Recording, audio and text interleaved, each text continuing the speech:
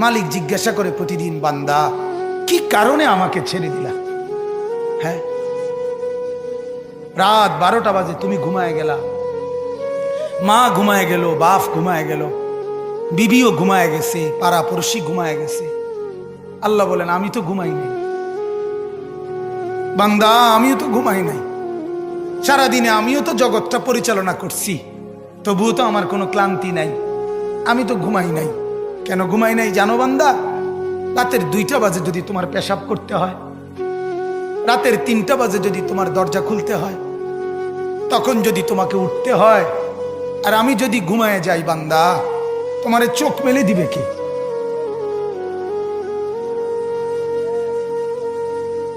এই বাপ, চোখ মেলে দিবে কে?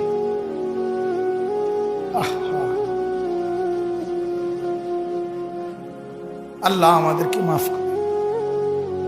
কোরআনুল কারীমের মধ্যে আল্লাহ তাআলা বলছে, ওয়া হুয়াল্লাযী ইয়াতাওয়াফফাকুম বিল লাইল। কোরআনে আল্লাহ বলে, বান্দা